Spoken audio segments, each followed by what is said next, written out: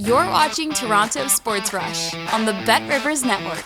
Monday. It is Pierre McGuire Mondays here. I'm Julie Stewart-Binks, and we're talking all things Toronto Maple Leafs, of course. That's what our bread and butter is. And Pierre, we saw the Leafs go up against one of the best teams in the East, the former President's Trophy winners, the defending President's Trophy winners, New York Rangers, on Saturday night. A really good sort of maybe barometer to see where they are and how they stack up against them. It was a really close game, even though the score would say it didn't look that way. When you look at that game, what would be maybe your biggest takeaway of sort of where the Leafs are after a couple weeks? I think they're actually in a pretty good spot. You know, when you think about it, Austin Matthews looked really good on the goal that he scored, especially when you consider he's working on Adam Fox. I thought that was a great play. I thought they obviously had some pretty solid goaltending from Stolars, which is an important thing for the Leafs, especially when you consider the injury situation with Joseph Woll. It's going to be interesting, Julie, because they got 4 games this week starting tonight, obviously with Tampa. And then they go into Columbus, and then they're home against St. Louis, and they're at Boston. So it's a big week for them. I don't know the health of Christopher Tanev, and I think he's such an important part of what they do as a team in their own zone. Without him, I think they're not as good. With him, I think they're much better. But I think by and large, that game was really good. The one thing I'll say about the Rangers, they got elite goaltending from Igor Shesterkin. I think everybody knows that. I'm not sure, and I've watched every team in the league play multiple times this year. I'm not sure there's a team in the league that passes the puck better than the New York Rangers, and I think the Toronto Maple Leafs saw that the other night. Wow, okay, that's interesting to figure out and to sort of hear from you on that. I know that with the Leafs, let's go through.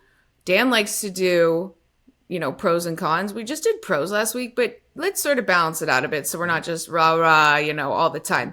Let's get some negativity in this podcast, okay?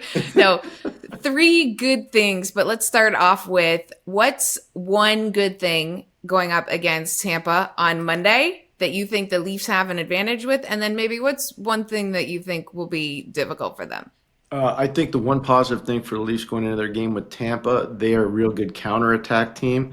And I think that Tampa turns the puck over a lot. They're a little bit reckless with the puck, so that'll feed into the fire that is a Toronto Maple Leafs offense on the counterattack. So I think that's the positive for Toronto. I think the negative for Toronto, if they don't have Tanev, it's going to be getting a matchup on, so many of the skilled players for Toronto, including Kucherov, who's just in fuego to start the season for them. And he can score any way you want. He can score off the rush, he can score off the cycle, he can score, from the spot on the power play.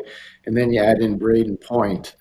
They become really lethal. And now that Jake Gensel has scored his first goal, I think the stopping power for Toronto could get exposed tonight, especially if Tanev's not in the lineup. Right. And just hearing that, they don't know anything yet. They didn't practice yesterday. Of course, morning skate's going on right now. So we'll have to see if Tanev is available and kind of what his ability is and what kind of – here's a guy standing in the window over there. Wow. Okay, New York City, just never know what you're going to get.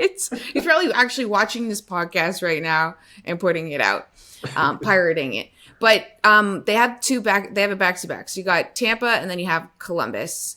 If you are the Leafs, what do you want to get out of these 2 games? As many points as possible, especially if you look at the division that they're in right now and the way Florida has started the year, and especially when you consider the injury situation. Florida's had a nice start to the year. The way Tampa's started the year, obviously they had their first loss the other day in Ottawa, but it's a game that could have gone either way. Boston's off to a pretty substantial start, even though they have not played a lot of A games yet in Boston. So if you're Toronto, you need to start stockpiling points. This is a huge division game. Columbus is not one of the elite teams in the league where they go tomorrow. So if I'm Toronto, what I want to get out of the next 2 games, I want to get points. I want to start stockpiling points and start to create some separation so that I can pull away from Ottawa, I can pull away from Montreal, I can pull away from Detroit, and I can start hanging with the big fish up top. That's what I'm looking to do. I'm looking to get points. Right. And with the points, like we've seen, as you mentioned, Matthews get on the score sheet the other night. We've seen the big guys being able to score, get points. What would you say, and I feel like the narrative obviously changes like any way the wind blows, but about the middle 6 of Toronto, like how would you evaluate the middle six of Toronto on a scale of 1 to 10, 1 being the lowest, 10 being the Yeah, I'd highest? tell you right now they're probably a 6. They can be better. You know, Bobby McMahon, we saw have a 2-goal game last week, and that was really important. We talked about him, the kid out of Colgate University in Wainwright, Alberta. They need more from the depth players and the middle six. You know, Max Domi's a real good player. Max Domi's got to be more consistent offensively. Willie Nylander is a really good player. You want to see more consistency from him when he's healthy and in the lineup. So I think the biggest thing you want to see from the middle six is not so much the checking component, because I think they understand that. It's more reliable offense. Johnny Tavares is another guy that comes to mind. If they can get more consistency from their middle six when it comes to offense, I think that'd be great for the Leafs. Right. And I mean, what about that center position as you go down the lineup? It feels as though, and maybe you can speak more to this, but that feels like a position that's, regardless of when other guys come back, they seem to have a lot of wingers, but it seems like depth at center is something down the stretch might be an issue. This is going to be an interesting thing for the coaching staff, because you know they have David Kampf in more of a checking role. They've played Max Domi as a centerman. I don't know if it's natural center or a natural wing at the National Hockey League level. Johnny Tavares, if he's your number 3 center, you're actually in a pretty good spot. So I think there's a question about where they are with the second center, and I think there's a question where they are with their fourth center.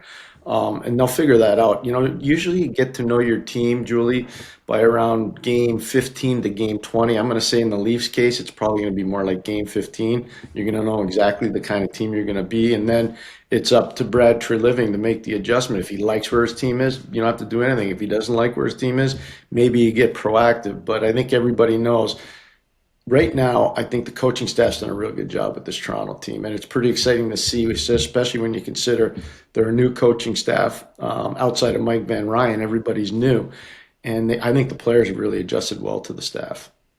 Right. And on that point, like with the new coaching staff, how have they been able to just sort of click with the systems of a new guy like Craig Berube coming in and it working so well? I think they're a captive audience. This is a Leafs team that I think is tired of getting kicked in the mouth by the fan base, by the media, and by the doubters. There are tons of doubters about the Toronto Maple Leafs because, quite frankly, how could you be believers? You know, they haven't done anything really in the playoffs. And so I think the players, there's so much professional pride in that dressing room from the players that I know, that they want to do whatever the coach thinks is the best way forward, because that coach has won the Stanley Cup. He's had a lot of success. He knows what it takes to win. That's street cred, by the way, Julian, and you understand this from all the different places you've been around. Winning the cup creates a certain level of street cred that a lot of people think they have, but they don't have until they win the cup. And so when Berube walks in the room to deliver a message, I think the players are listening. Whereas somebody that hasn't won the cup or hasn't been deep in the playoffs, they don't have nearly the same street cred. I mean, and that's completely different from someone like Sheldon Keefe that was in the room beforehand. And I think Keefe actually is odd, like, because I'm in New York, seeing him with the Devils. We did highlights the other night on Sportsnet New York of him. And I was just like, oh, this is so weird to see Sheldon Keefe now in this market, which I think will probably help him because, you know, you're not under that microscope of Toronto, like as what Brian Burke had always sort of, he used to call it the blue and white disease, you know, just that the scrutiny that this team gets. But just like in a bigger picture, and maybe this is a stupid question, but with so many things going on, like World Series, football, college football, everything really, do teams ever think like, we don't necessarily have as much like they obviously want to win, but are they aware of the fact that it's like a busy sports marketplace right now? So maybe some things can kind of slide under the radar. Oh, I think every team's aware how busy the sports calendar is, absolutely. And the fight for disposable income for all these teams is gigantic. So you're spot on with that point, Julie. I don't think it's a stupid question at all. I remember when I was pretty heavily involved in the league, we used to talk about trying to schedule games starting the season later. Because what people, especially in Canada, don't understand is the power of U.S. college football, U.S. high school football, especially in some of these markets, and not obviously the NFL. And so it's really hard. And then you compound it with the World Series, and now you're going to have a Dodgers team from LA and a Yankees team from New York. And that's a marquee matchup, you know, so it's really tough. So tonight, for instance, on Monday, the Toronto Maple Leafs are playing the Tampa Bay Lightning. It's a huge division game. It's a huge early season game. But then you look at it and you're like, there's 2 Monday Night Football games tonight. So, and the game in the United States isn't on a major carrier. It's on the NHL network. So, are they going to get big ratings? Probably not. Probably not, which is sad because it's obviously a really important game. So, yeah, I think everybody's aware of it. I think the players, especially south of the border, are aware of it. But you know what? Scotty Bowman used to tell me all the time, Julie, when I worked with him, 2 points in October are the same as 2 points in March. They all count at the same level. So you got to keep winning. It's so true. And I know for those guys, they don't think about that kind of stuff. We just do as broadcasters. And if the Manning cast is on, I mean, that's something you really got to go up against because it's so great. But I also found it interesting with Toronto and Tampa. And I asked this to Sheldon Keefe when I did the playoffs a couple years ago, but how their jerseys are so similar that watching film, and this was just a little aside comment, watching film, he had said, and I asked him because I said, my mom is having a hard time watching this series. She can't figure out who's home and who's away because they're so similar. And he said, we watch film. Sometimes it's like you have to catch yourself, like, wait, which team are we? Are we away or home? Because that blue is just the exact blue for Toronto and Tampa. So this is a series that, especially if you're colorblind, that would be very difficult to be able to see the gradient. It's a really good point. The one thing, though, is I know they're both kind of going with darker color sweaters now, too, darker color uniforms. So you throw in the third sweater, you never know as well. So, no, I think that's a really good point. It's a really good point by you. There we go, the third sweater. That's the helpful point, especially in Toronto and Tampa. Okay, just to wrap things up, you said most points possible would be the best for these two games coming up. Mm-hmm. Who would you like to step up and see do something? And who do you think could? I think Max Domi is somebody that he's getting chances. I'd like to see Max step up offensively. I think that'd be important. Johnny Tavares, I think stepping up offensively would be huge. More consistency from Willie. Those would be the three. And if Tanev can't play, I would like to think that Morgan Riley could really start to assert himself a little bit more in his own zone. So, again, it's a big ask, but I think those four players in particular could really make a difference for Toronto over these next two games. The one thing I know is when you play a ton, which Toronto does this week, 4 games in 7 nights, you need everybody pulling the rope in the same direction. And if they're not, it becomes a really hard week for you. But if they are, especially with their depth, it could be a very good week for them. Right, and to stay healthy as well. That's, I'm sure, such a big part of it at this point in the season. Thank you so much, Pierre, for McGuire Mondays. That is Pierre McGuire, all on Toronto Maple Leafs, and we will see you guys next time. Thanks for watching Toronto Sports Rush on the Bet Rivers Network.